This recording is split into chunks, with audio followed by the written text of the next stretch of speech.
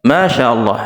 Dalam video kali ini, Ustadz Khalid Basalamah menjelaskan kepada kita semua sebuah pernyataan Umar bin Khattab yang pernah diucapkan, yang banyak manusia tidak memahami dari pernyataan beliau. Mari kita saksikan video ini. Mudah-mudahan bisa menambah wawasan keilmuan kita dan bisa memberikan inspirasi dan motivasi kebaikan buat kita semuanya. Selamat menyaksikan, semoga bermanfaat. Barakallahu fikum. Banyak orang di antara kita, subhanallah, tidak memahami statement Umar bin Khattab. Umar bin Khattab radhiyallahu anhu pernah di zaman khilafahnya beliau, karena orangnya tinggi besar, sampai dikatakan dalam cirinya kalau duduk di atas kuda kakinya hampir sampai di tanah. Beliau di zaman khilafah berdiri di depan Hajar Aswad pada saat lagi mau tawaf, lalu beliau berteriak dengan suara keras. Beliau mengatakan, "Wahai Hajar Aswad," dengan suara keras. Orang-orang pada dengar di musim haji, lagi ramai. "Demi Allah, saya tahu kau hanya batu biasa. Kalau saya tidak melihat Rasulullah SAW menciummu, saya tidak akan menciummu." Faham maksudnya? Tugas kita di Hajar Aswad hanya mencium titik, nggak ada yang lain. Jemaah haji kita ini ada yang bapak-bapak kopiannya digosok-gosok. Kenapa Pak? Wangi. Pastilah wangi. Bayangin kalau jutaan mulut cium nggak dikasih minyak wangi sama kerajaan Saudi, bisa bawa apa Hajar Aswad? Orang yang tidak sikat gigi cium, orang yang sikat gigi cium, ini bau pastinya. Tapi dengan hikmah Allah, Allah akan jaga itu. Tapi itu sebabnya dikasih minyak wangi oleh kerajaan Saudi. Dia bukan wangi alami sebenarnya, gitu kan? Tapi memang sunnah Nabi SAW adalah mencium. Jangan lebih daripada itu. Ada jemaah haji kita masuk, baru kemarin ketangkap, tidak tahu saya lupa dari daerah mana, dan lebih baik saya lupa, supaya jangan ada yang tersinggung, gitu kan? Bawa gunting masuk Masjid Haram bukan untuk tahallul, bukan untuk cukur rambut, untuk gunting kiswanya Ka'bah. Gunting kain Ka'bah, bawa pulang dianjak keramat, bawa pulang ke Indonesia, jadikan jimat, jual sekian ratus juta.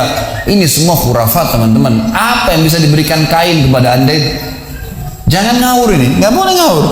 Kiswa itu dibuat oleh kerajaan Saudi dan tempatnya ada. Anda kalau lagi umrah atau haji, coba minta kepada mutawifnya, tolong antarin saya di mana pembuatan kiswa, ditunjukin nanti.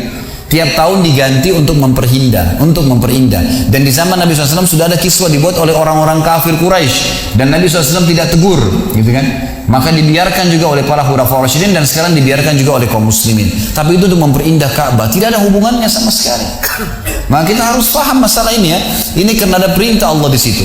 Sama juga waktu kami masih mahasiswa di Madinah, seringkali waktu saya masih di sana tentunya di musim haji, kadang-kadang kami diminta untuk menjaga kuburan Nabi SAW. Berdiri di depan kuburan Nabi, lalu jaga-jaga. Ingatkan jemaah Indonesia, jemaah Malaysia yang mengerti bahasa Indonesia, bahasa Melayu juga mereka umumnya orang-orang Melayu bisa mengerti. Maka kami ingatkan, bapak-bapak di sini cuma salam kepada Nabi SAW, tidak lebih daripada itu. Kalau berdoa jangan di kuburan Nabi, berdoa menghadap kiblat. Karena kuburan Nabi SAW kalau kita berikan salam membelakangi kiblat, suruh hadap kiblat, gitu kan. Kadang-kadang subhanallah kalau kita lalai sedikit, ada yang gosok-gosok surbannya, kopinya di kuburannya Nabi, di rumahnya Nabi. Ada yang lebih parah, ngirim surat ke Nabi. Oh iya, mungkin anda bingung kok bagaimana caranya. Jadi lubang kuburannya Nabi SAW itu dilempar kertas. Kalau kita lagi lalai sedikit, selesai musim haji dibersihin kuburan Nabi SAW, ditemukan kertas bahasa Indonesia, bahasa Urdu, bahasa Inggris, bahasa Arab. Isinya apa? Ya Rasulullah, ya sembuhkan penyakit saya. Ya Rasulullah, mudahin jodoh saya. Ya Rasulullah, mudahin usaha saya. Ini semua istighatsah bi ghairillah, minta tolong kepada selain Allah. Ini gimana caranya? Saya sangat yakin kalau Nabi SAW hidup pasti Nabi SAW tegur, karena beliau berkata kepada sepupunya sendiri, Ibnu Abbas radhiyallahu anhu, "Wahai anak kecil, kalau kau minta tolong hanya minta tolong kepada Allah. Wahai anak kecil, kalau kau punya hajat hanya sampaikan kepada Allah. Dan ketahuilah kalau satu kaum ingin menyusahkanmu, maka kau tidak akan ditimpa kesusahan kecuali yang telah Allah catatkan untukmu. Dan kalau satu kaum ingin memberikan kepadamu manfaat, tidak akan sampai padamu kecuali yang telah Allah catatkan untukmu."